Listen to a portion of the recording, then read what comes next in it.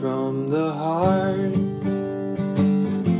Stories honest and true. The one, the only.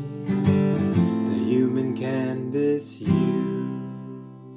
Hello and welcome to The Human Canvas, the podcast where we explore our unique lived experiences, exploring the lives of people from all walks, diving into their unique journeys, their challenges, their passions, and the moments that have shaped who they are today.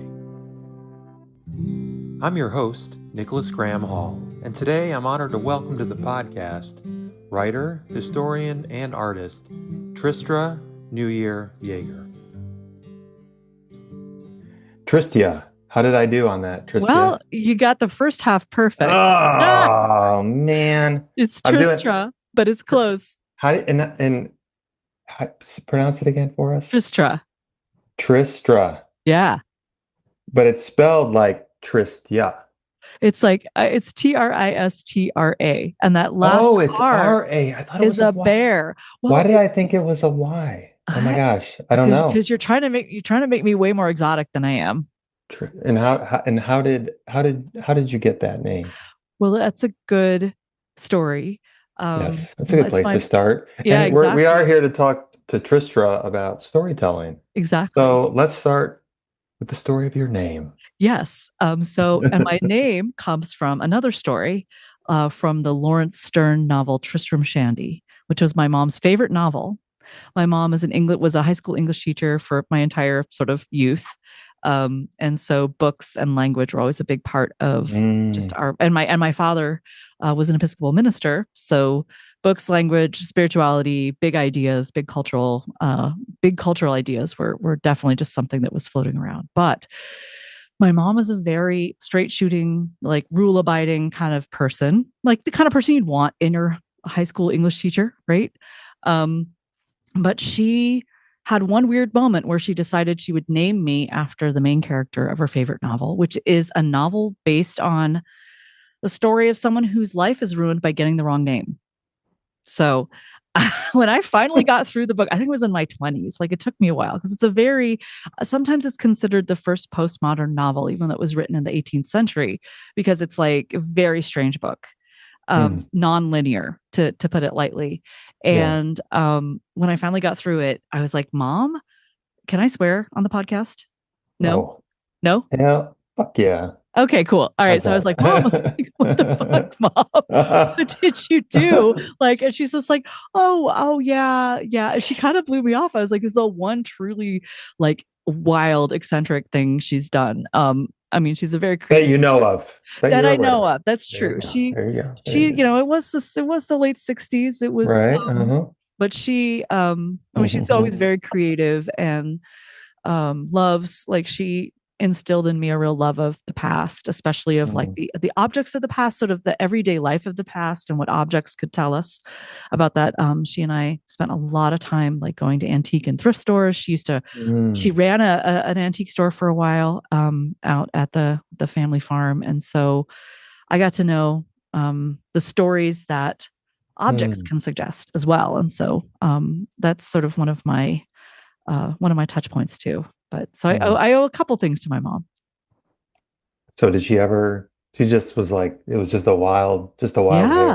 Yeah. And if I had been a boy, I would have had a much more ordinary name. But she just decided to sort of, it was the 70s. She's like, I'm just gonna make that name. So that's how we ended up with Tristra. Yeah. Yeah, I think she was thinking ahead to the future of internet search. That's right, SEO. And wanted to make sure that, like, if you're looking for Tristra. Yeah, you got to find me. If you spell it right, you will find me. Yeah, that's right. Yeah, and I've now you got to spell it right. That's the it's Tristra.com was a cheap buy as a right? URL, right? So that was easy. It's tougher when your name is Nicholas. Nicholas.com is probably a little pricier, but a little tougher, yeah, for sure.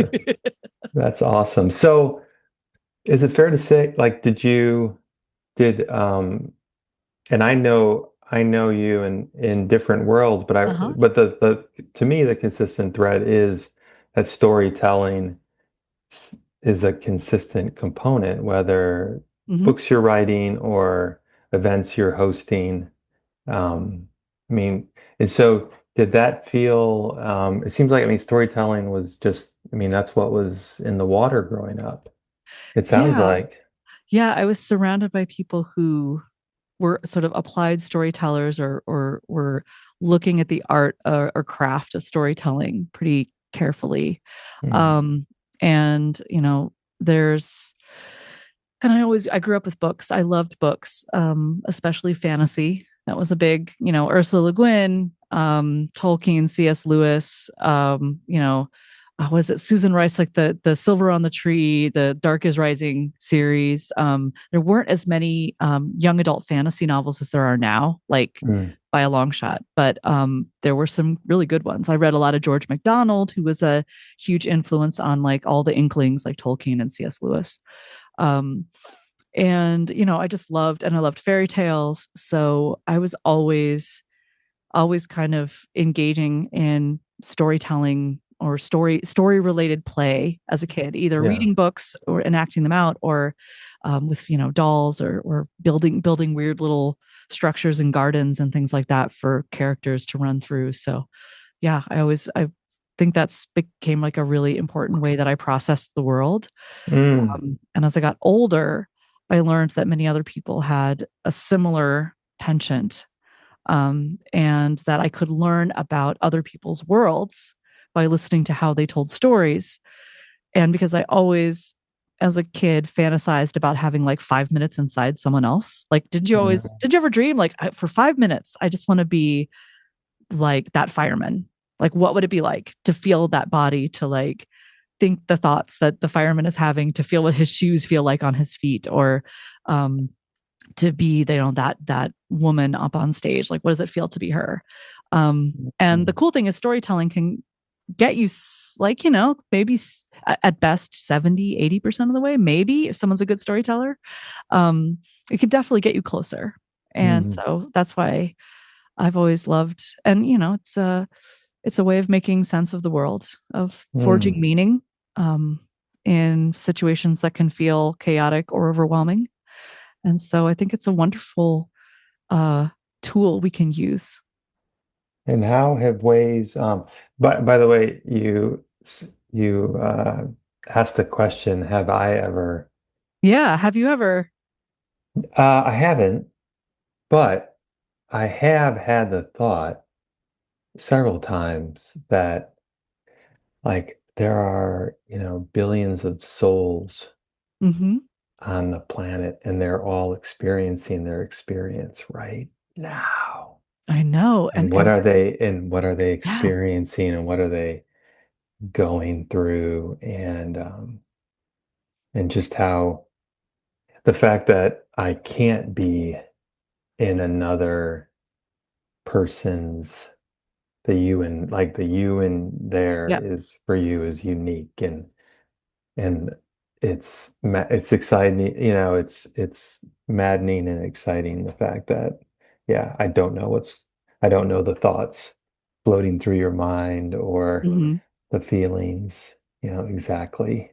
In words, it's interesting lately. I've gotten a lot of messages lately about the challenge Mm-hmm. um, that of trying to explain with words, and that based on the language or the culture, etc., that it just doesn't do it. It's not enough, just the Mm-hmm. words. Um, And so maybe you could share a bit about um, the these immersive experiences that you are creating here for people. That to me, it is a blend that storytelling is a component, Mm-hmm. but for me, there's community, there's immersion, there's a lot of other components taking place. So maybe if you wouldn't mind sort of sharing.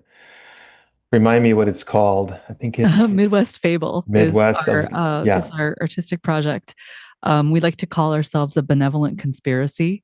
So we're constantly trying to bring people together, both creative people who Mm, are creative and maybe don't consider themselves artists or storytellers, and then just audience members who may then themselves become creator eventually, and or want to tell their stories. And so we, art sometimes is like put aside. It's like in a silo. It's a broadcast medium, right? Or broadcast sort of dynamic. And for me, the most exciting moments come when you are in real connection or dialogue with other people. And, again, that can happen in a traditional setting, like a performance setting or through a book. But it's way more interesting to try to come up with novel contexts where our guard is a little bit down. We're not quite sure where we are, what we're doing. Are we sitting calmly in our seats and listening? Or are we roaming, or are we allowed to roam around? Are we allowed to like interrupt the speaker and be like, hey, I got an idea, like what's going on here? And so, my dream is for people to have an in-person experience that can't really be easily transmitted via digital media, where they're together with other people and having like some kind of creative, thought-provoking experience or conveying something of their own inner world. But we're all in it together and we're all kind of making the moment together. And it's not about like foregrounding someone who is quote unquote more talented or more skilled or a professional, but more about like, how do we all like this? The situation we're in now, post 20th century, is an anomalous one. Most times in humanity, people have gotten together and just made things together, right? They've told each other stories, they've passed around poems, they've like sung to each other and traded verses. They've done all sorts of things that were all co-created, right? And we've gotten into this very interesting, you can trace it back, I think, to about the 18th century in both visual art, in printing and publishing and music. You start to get this sort of like, we're going to fix this work, right? In some kind of physical format, especially in the West, we privilege the physical formats. That's why dance is so hard to copyright even today. That's interesting. We fix it in a physical form, and then it's like, this is it. This is the work. And it gets kind of fetishized. And then that means the creator of the work gets fetishized too. That's why you have this sort of lone genius theory. And as things have evolved, I think we're starting to see more and more that, Brian Eno's onto something when he talks about the scenius, which I love. Like the idea that the scene has its, I don't. Yeah. For those that have no idea what you're talking about, feel free to. Yeah. So Brian Eno is a musician and composer, but he's also all sorts of other things. He's a very creative thinker. He's basically like a philosopher of art. And I highly recommend just looking up in your favorite online way the word scenius. So it's a portmanteau. It's two words combined into one, of the scene, like a group of people who are kind of hanging out together, goofing around, tossing ideas around, doing stuff together, and genius. So instead of it being a lone genius like Byron, Byron had a very clear publicity strategy to paint himself as like this lonely madman sitting there, like speaking back to society through poetry. That was his like whole PR, whole PR method. Yeah. But like what we're really looking at with art, even in the case of Byron, is there's a whole group of people around you who are inspiring you, guiding you, feeding you ideas. We're helping you refine your ideas, because a lot of times your first idea sucks. And we kind of want, like, so in Midwest Fable, in our own little way, we're trying to, create a space where the scenius can really kind of can live and breathe, and everyone can kind of get a sense of it. One of the best things that happens, like as an outcome of some of our events. So some of them are real simple. Like you were at our autumn event, which is, we call it Tailblazing, where we have 5 fires in the woods and people move from fire to fire, and at each fire is a storyteller who is not like a some of them have been actually more professionally trained performers, but mostly it's just people from the community with some interesting perspective, or could be anyone. So the coolest thing that happens is when afterwards someone's like, we were so inspired, we did that at our house, or I'm going to do my own event. That is music to my ears. Like I want to hear about like everybody wanting to do something, or if I would love if people would come to me and be like, hey, I want to do this thing. Can Midwest Fable help? Like that to me is what I want to see happen. Partly because I'm lazy and I don't want to do all the work. Hello. I want lots of good stuff to happen. Right. Yeah. Yeah. And I also want other people to see, like, if they put in a little bit of energy and there's a whole group of people around them who are already like there with that energy, like all of a sudden they have just 10x'd their capacity to create something. And that is huge. I mean, we're, the market model. First of all, we focus on the monetary value of everything going in and out, which is, that calculus can be helpful, I guess, in some contexts. But it's also like not everything we can't put a value, we can't, quantify everything. And then it's not like a tit for tat and it's not a competition, right? Yeah. So, yeah. Yeah, no, I mean, you had a good point. I know, I feel like for the first couple of decades of my post-college life, if I had any sort of creative inspiration, I would start running it through what's the business model? Is there, how do you monetize? How do you, and that's what, as a business major, that's what I was trained to do. And, there are plenty of things in the world that are beautiful and wonderful and should be expressed and shared. And they're not really designed for capitalism. You're not trying to extract, 80 cents out of, 80 cents out of the dollar. And yeah. And I think what you're doing with those is a great example of that, for sure. Yeah. I would love for this. We're dreaming of creating some like models that people can steal, like almost like an open source, like, and there's a lot of people with great ideas out there who are doing similar things. And, really working in our local environment with the people who are here in proximity. So it's really fun because it leads, for me personally, it's very satisfying because the events are fun. But what ends up happening is all around them, you start building what is essentially a family, or maybe a clan, an art clan.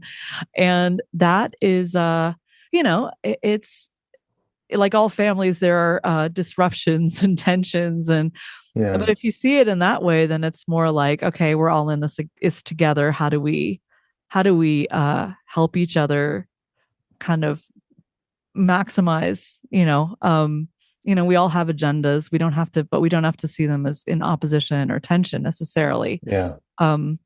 Without, it's been, and so far that attitude has really gotten us, I think, much farther than if we were just like, we are doing this is our thing. And you must always mention how great we are. And, but it's part of like, so there's a bigger story that's being told just by us, being out there in the world and doing things, connecting with people. And I really love it. Writing is very lonely. Well, I was gonna see you say something, and it's actually feeding my next question, because I was gonna ask you from a storytelling perspective, like early on, were you more solo?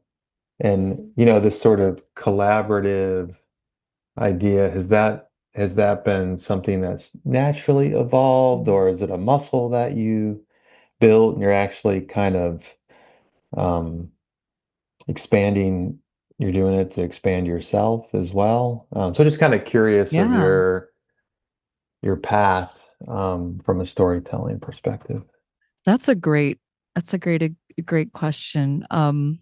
I, in college, I was always very, obviously, writing my assignments, etc. was not collaborative, but I would always get together with friends and do these little projects. Like we wrote a play over spring break, and then my other friend was a theater director, so she put it on and like that kind of stuff.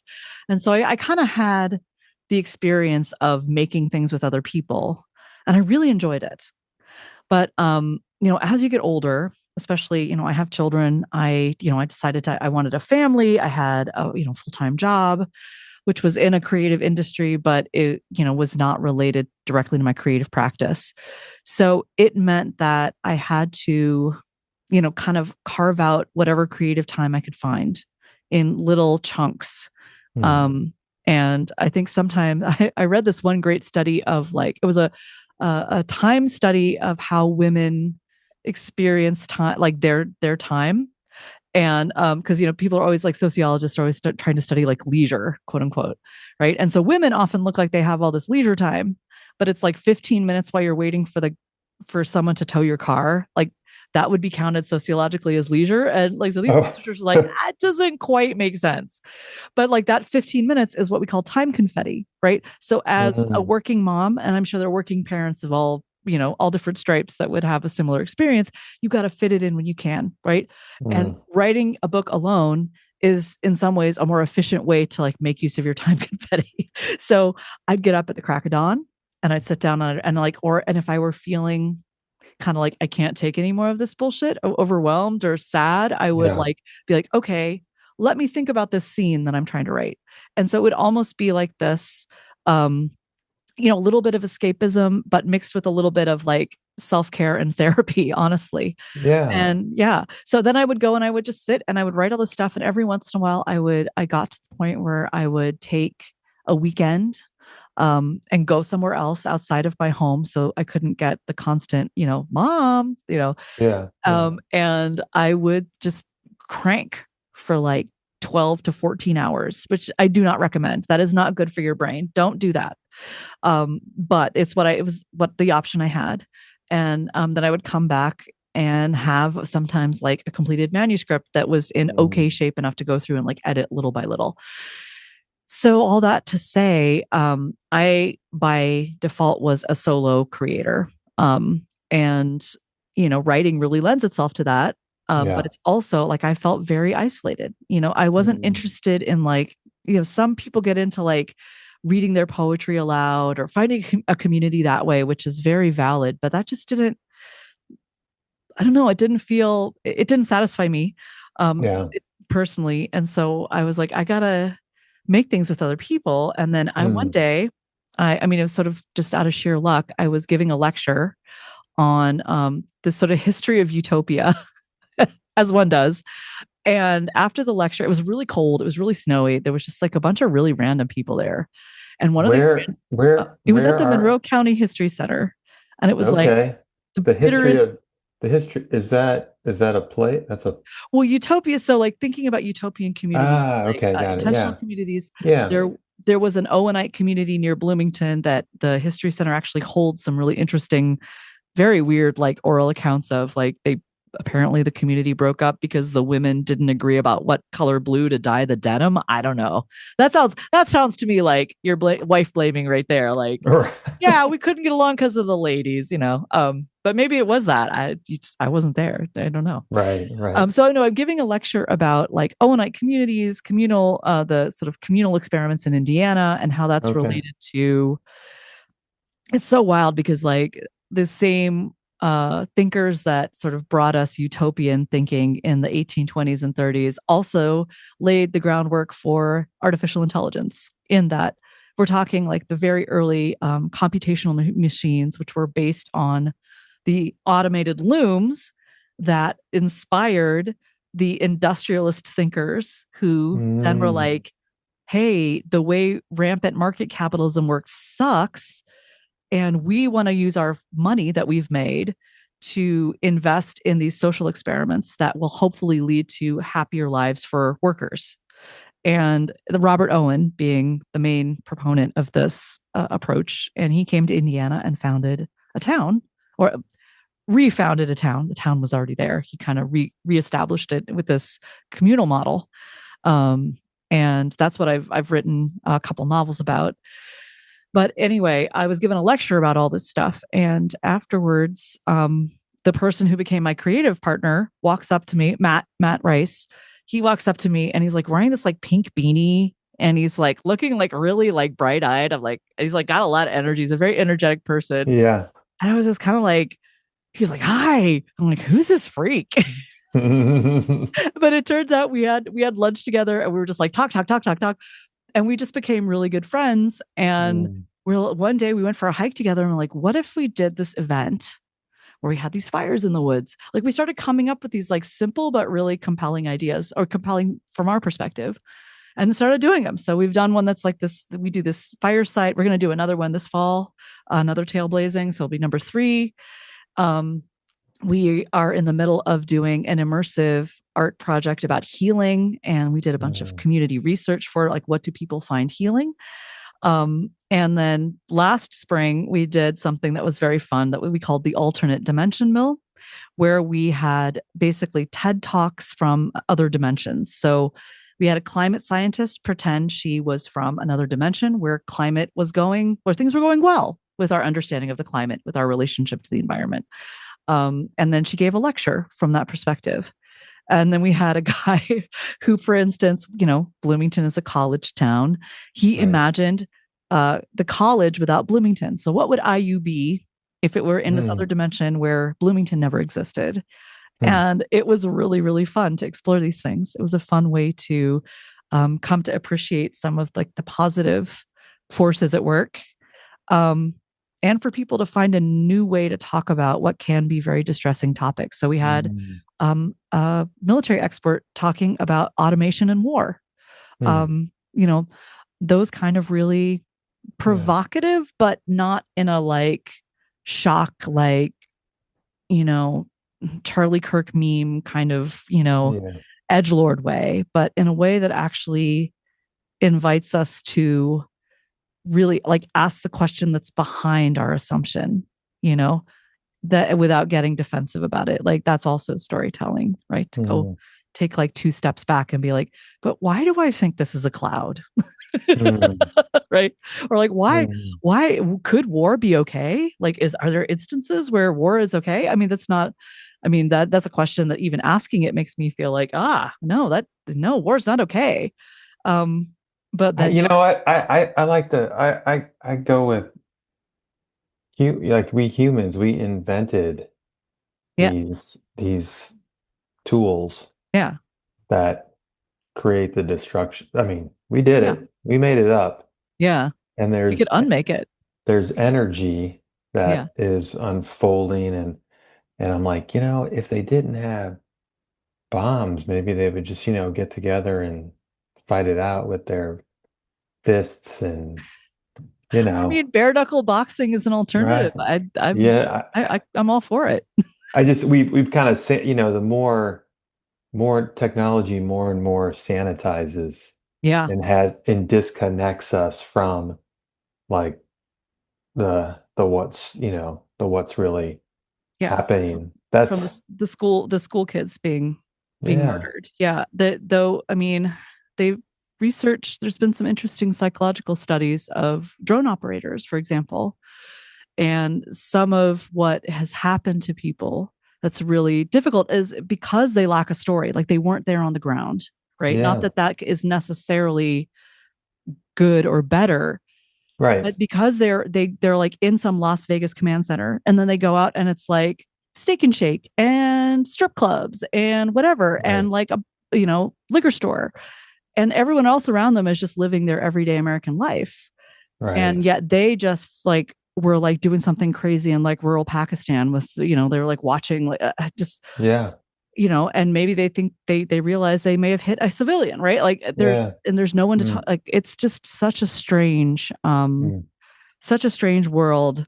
In fact, in some ways, the dissociation, the attempt to distance ourselves, makes the storytelling part of it that helps a person make meaning and therefore compensate for the violence that's around them or that they have perpetrated. Like that maneuver becomes incredibly difficult. It's this cognitive dissonance. And even I've heard a little bit about people who've served like in Afghanistan in forward operating bases, American forward operating bases back when we were on the ground there.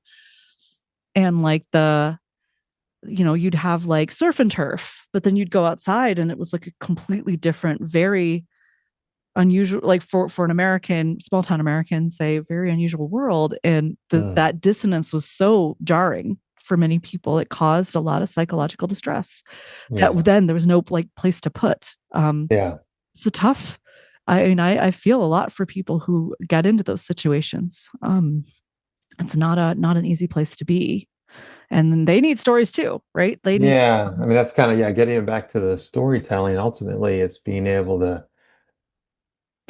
share your story and being able to connect with others Yeah. that can appreciate your story being heard, being valued. Um, did you feel compelled to find ways to tell stories after school, after you finished college? I mean, did you just Yeah. jump into storytelling, Ben? Well, I went through, like, in my 20s, I was a professional musician for a while, and I would actually came back to storytelling from that world because I love music. Music has saved my life. Mm, It is like a deep emotional, um it's like just such an ocean of like, um it's, as someone who grew up in a very intellectual family, a very loving family, very intellectual, music was this one place where like feeling reigned, right? Like it was like this kingdom where feeling was in charge. I mean, and I loved it, because of that. And I would try with my own music to get at some stories. And the cool thing is, in a song, you can capture like a moment. Like it can almost act like a symbol, right? It's that mm, distilled. Um, but it's not like, you can't go to like, okay, so here's what I meant when I was referring to the albatross. Like right. when you write like a book, or like even like an extended poem, or a short story, you have a lot more space to like give people more context and information, and have more of a dialogue between characters. I mean, obviously there are songwriters that can manage all that in the space of a song, and songs can do other things that are really Yeah. important. But like, I always felt like a little bit like, I want to do a little bit more. So I um I at the time I was living in New York, and I was involved with a bunch of like this is crazy. Mhm. I was involved with a theater, a sort of a little theater scene, and one of the theater groups that was a part of it was one of the resident companies at La Mama. And they're called Yara Arts. And they were inviting over all sorts of performers from the former Soviet Union and from Russia. And I speak Russian. And so one day, one of my colleagues, And how long have you spoken Russian? I learned Russian in college and then went Really? over there. Huh. And then it was the time, it was the 90s. So it was really easy to get Mm, a visa. And I would just go over there and like hang out, teach English, the kind of thing you just can't do there anymore, unfortunately. yeah. Yeah. But that's where I learned to speak really well, because Mm. I had to make a fool of myself constantly and try to like get like, nothing is easy there. And so you just have to learn the language if you're not living in a complete like isolated expat, Yeah. world, Yeah. which those existed in the 90s and the 2000s. But I don't know. I made some good friends. Um, I got really, really into the language and culture, and was involved in a theater group there too. I keep getting pulled into theater in various places. So anyway, so because of all that, I spoke fluent Russian, and I was living in New York, and this theater group was like, "Hey, we're bringing in this guy from Siberia. He's a shaman. He doesn't speak any English. Can you take him around Lower Manhattan and like show him the sights?" So I'm like, "Okay." So it was like me and this older man from like South Central Siberia near the Mongolian border. And he's an indigenous, a member of an indigenous group called the Boreats, who I eventually wrote a PhD about. So I'm taking him around, and he's just like, Did you just say that did you just say that you eventually wrote? I wrote a PhD about the Boreats and about Boreat Okay. theater, actually. Okay. So that's how I ended up in Indiana. This is like the most like weird, like secure. I But am being just like that, Lawrence Stern here, yeah, telling the right? most like non-linear biography ever. That is life. Exactly. So, anyway, so because of this like experience with the shaman, he was quite an interesting guy, and he'd just be like, "Man, the spirits here, I don't know. I know them back home, but the spirits here, not quite sure what to do with these guys." Mm. But and I got to know all the actors and musicians that had come with him. And they eventually, like, they came back a bunch of times. We became really good friends. I went to visit them in Siberia, and I'm like, I got to study this stuff. This is so cool. And I ended up writing a dissertation. Fast forward 10 years, I defended my dissertation about grassroots theater in Siberia. I got way interested in the sort of the 1890 to 1937. So that's like the Stalinist purges is the end of a lot of this activity. But it was a time among these indigenous people where they were exploring, how do we talk about ourselves? How do we sort of center our own experience, both really hyper local stuff and just like general problems that we're confronting as an ethnic group, because they had an awareness of their, sort of ethnic collective. And they're like, how do we talk about this? And they did it through these plays. Some of them were silly, stupid, little goofy plays. Some of them were extremely, complex, historical dramas with in multiple languages with well-developed characters, like in poetry, so it was it ran the whole gamut. But it was this scene of people who were making something interesting together and trying to talk about what was happening in probably one of the most chaotic times in the 20th century in Siberia. I mean, it was like civil war, world wars, civil wars, revolutions, political upheaval, all sorts of technological changes that, from railways to telegraphs. So lots of, not that different from now in certain ways. But people took it on themselves in their little tiny villages to start to talk about their own stories. Yeah. And so you get pulled into this tiny theater group in New York. Yeah. That is doing Russian plays, or? Yeah. They were taking, they would work with folks from in this case, they worked with a bunch of actors from Siberia to develop these sort of cross-cultural plays. So they would be in English. They would use non-Russian speaking actors. But then they would have all these elements that would be taken from a myth or something like that. So these sort of, they're interesting. They were, and they were done this sort of very contemporary theater way. So it would incorporate music and dance and it's a sort of this fluid exploration of these different, these different myths. So it was interesting. It was a really interesting experience. And from there, so you were how long were you in New York then? I was living in New York for about 2 years, 3 years. And then from there I applied to IU and got in, and I moved back to the Midwest. I was originally from Missouri. So this was not a difficult transition culturally. Yeah. Moved back to Indiana and began I was just I'll just get a master's and I'll go back to New York and do this and that. And then I got really hooked and I was like, I want to keep researching this. I'm like, I'm going to do a dissertation. And then I did, and I got my PhD. And then,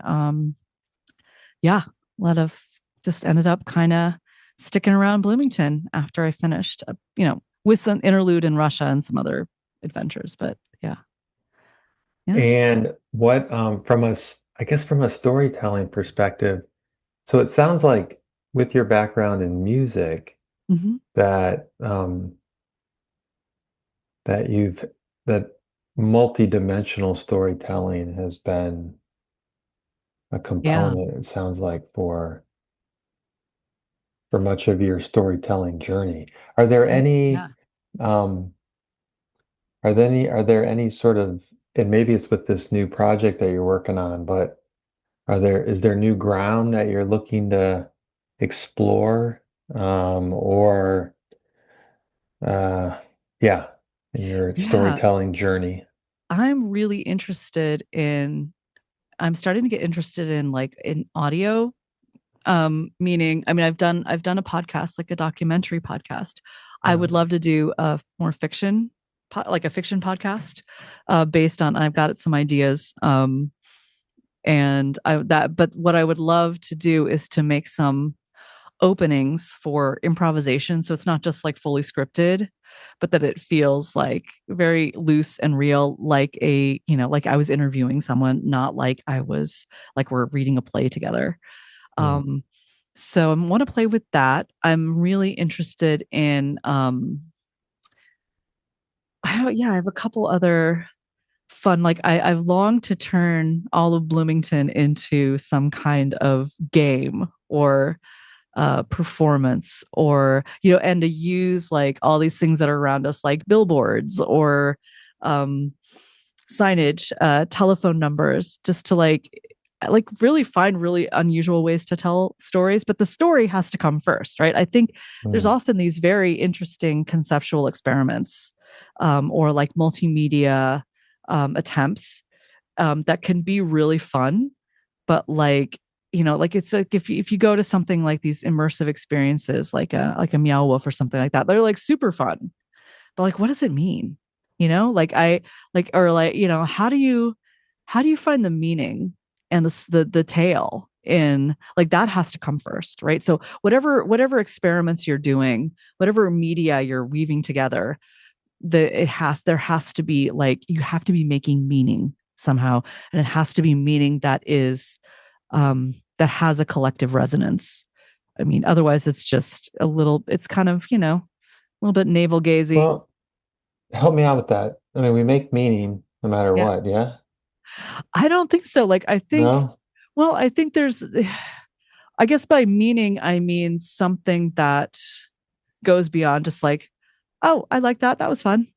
You Mm, know, oh, how cool. Wow. Flashing lights. Wow. Those are really pretty colors. mm, Not that that's not a valid reaction, but like the thing about like a really good novel or a movie, or even like a really great conversation with someone, is there's like a whole world is conjured, you know? mm, And to do that with, it gets harder. Like the simplest thing can be very, very difficult when it comes to multimedia and immersive projects. So it's just like, creating a dark room where there's a projection on the wall. It seems like, oh, well, that's easy. And then, but it's not easy. So, you got to let the story has to be strong enough to like get you mm, through all the technical stuff without you losing the thread. Like, you have to be saying something to other people, not just like, look, I can do this. Like, I can project pictures of people doing the polka on the wall. Like, mm. okay, that's cool, but like, what is that? Why? Why? The Yeah. why is, why you're telling a story is as important as the story itself in a lot of ways. And I mean, I think that's going to get more and more important in this day and age, where we can Mm, produce the semblances of stories using, right. generative AI.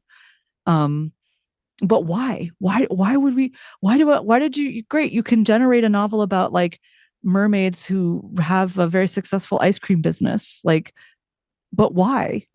Mm, you know and like mm, that's not what AI does. It's not a contextual thinker. right. So yeah, the why is going to be more and more important, and the fancier your technical, the more multimedia, the fancier your technology, the more you're going to need the why to be like Mm. super grounded in your heart. Yeah. What I hear you saying is we can get so if it's all about you said the production, Mm-hmm. then you're likely going to miss the point. You're going to miss the why. Or the production has to, you always have to be like, how does this serve Mm, the why? And the simpler your answer to the why is, the easier it'll be to remember. mm, Because it's like, why? Well, like, and there's like a 20 bullet point, deck. Then it's just like, no, it's gotta be like, we want people to leave this. It could be something as simple as like how what you're hoping the reception is. Like, we want people to leave this space a little lighter, or we want people to mm, leave this space feeling a little bit more grounded. We want people to leave this event having made one new connection with someone they didn't expect they would feel connected to. And mm, you know that's not necessarily the why of a story, but mm, it is the overarching sort of meta mm. goal, and that can keep you on track and keep you from getting self-indulgent, or Capitalism teaches us that, advertising teaches us that attention is enough, right? And it's not. Attention does not keep us sane in an insane world. And so we have to have the next step, which is, what have I paid attention to, and why, and what has it given me back? What have I contributed to whatever it is that has attracted everyone's attention? It's almost like, as creators, storytellers, artists, we need to be responsible for the attention we're trying to attract and hold. Like, that should be an act of, just like if I were a massage therapist, I wouldn't go and just start wailing on someone's back. I would think about, really with intention, like, what I want them to focus on. I have a goal in this, and it is a goal that I have to take, that is an obligation. Whatever power of this person's going to seed me by giving me their attention is, it obliges me to have a certain level of care, So. Yeah, I can appreciate that as a songwriter and one that, performs original songs versus covers. Like, I'm asking people to pay a little extra attention because it's not a story that's unlikely that they've ever heard it before. Yeah. Right? It's more of a challenge. It is for the listener, or for the reader. What's a favorite? Do you have like a favorite story that you've written or that you've created? I love all my children equally. Yes. I wrote a story last year that I really like. I've been trying to think about smaller format things, because I've been working on a 1,200 page novel project, which is, I do not I recommend it, and I also, please don't do that. But I've done it. It is what it is. Yeah. You are what you can't help. What are you going to do? You can't make a tire change its stripes. But so for last year, one of my goals was to try to write some short stories, and I wrote one that I really liked, and it doesn't make any sense, but it's a very deeply emotional story. And I based it here in Bloomington because I love writing about places that I know really well. And I think putting the magic back into familiar places is, especially places that most people don't consider magic, like, a small Midwestern parking lot, not really, but most people think magic's going to happen. But I really liked it. I was quite proud of how I constructed it, and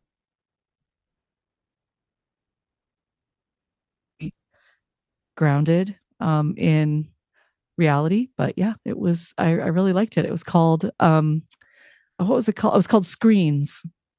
So I'll send it your way if you yeah, I was going to say, is it something that we can share in the show notes, as they say? Absolutely. If people want to read it. It basically starts with someone who's trying to kill some time in a cold winter park at night, and starts to see some kind of unusual things. Yeah. Sounds interesting. Very interesting. Yeah. I always like to, before I wrap up conversations, I always want to, I always say, what's a question or two that I should have asked that I didn't ask, or, there's so much when it comes to storytelling. There's just, it could go on forever, but or is there any story that you want to share, or any, free advice for future storytellers, things like that? This is advice for everyone, which is like, don't hesitate to write really bad stories, right? Like, write bad poems, write bad stories. You don't have to share them. They don't have to go anywhere. You're not writing for an audience. Like, just imagine you're just writing this for you, and write the stupidest thing you have to write.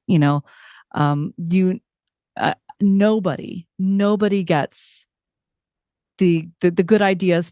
It's like, you have to let the faucet run to get to the cold water, right? If you've been washing dishes, it's hot water. You got to let that faucet run. So let the water run. Just like, write some bad stuff. You may just like never look at it again. But you got to get to the good stuff that way. It's never gonna. So for me, what was really liberating was there was a time when I was like, I don't know, I guess I was a new mother, and for some reason, like Lord of the Rings was like really ringing my bell. Like I was just like, this made total sense to me on some level. And it was almost like a guilty pleasure. Like I would read the books and I would watch the movies and I didn't tell anyone.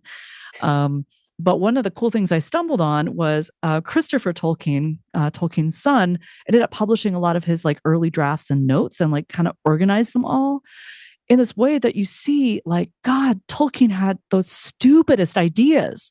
Like this book that is so iconic and that ended up being such a like myth, like a symbolic Yeah.